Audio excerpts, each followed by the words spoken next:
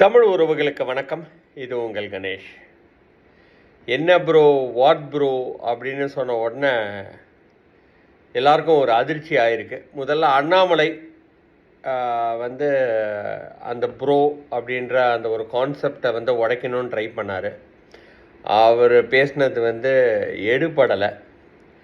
அடுத்தது இப்போ சரி ஓகே, விஜய் ஒரு சினிமா ஹீரோவாக இருந்து இன்னைக்கு அரசியலுக்குள்ளே வந்திருக்கிறாரு. ஸோ அதனால் சினிமா ஹீரோக்களை வச்சு விஜயை தாக்கலாம் அப்படின்னு சொல்லி மிஸ்டர் சரத்குமார் அண்ட் மிஸ்டர் கருணாஸை வச்சு தாக்கியிருக்கிறாங்க. மிஸ்டர் சரத்குமார் இன்ஃபேக்ட் ரொம்பவே தாக்கியிருக்கிறாரு. மக்கள் என்ன கட்சினே தெரியல, சமத்துவ கட்சி அப்படின்னு சொல்லி ஒரு கட்சி வச்சுருந்தார் மிஸ்டர் சரத்குமார். ராதிகா அவங்கக்கிட்ட இப்போ 2:30 மணிக்கு பேசி கட்சியவே கலைச்சி பிஜேபியோடு போய் இணைஞ்சிட்டார். அதே மாதிரி தான் கருணாஸ் புலிப்படைன்னு சொல்லிட்டு ஒரு கட்சி வச்சிருக்கிறாரு, தமிழக புலிப்படை அப்படின்னு சொல்லிட்டு.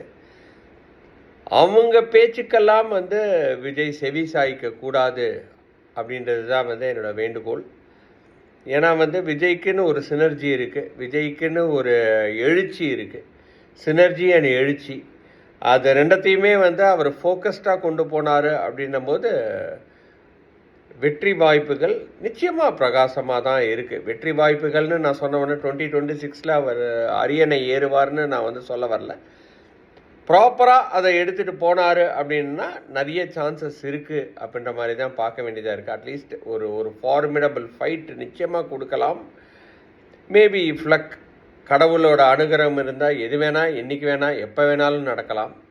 ஸோ அந்த அனுகிரகம் இருக்கா அப்படின்றது நம்ம காலம்தான் பதில் சொல்லணும். பட் இருந்தாலும் சரத்குமாருக்கும் அல்லது மிஸ்டர் கருணாஸுக்கும் பதில் சொல்ல வேண்டிய அவசியமே கிடையாது. கடந்து போகிறது தான் நமக்கு ஒரு நல்ல ஒரு விஷயம். Success is the best revenge. Thank you.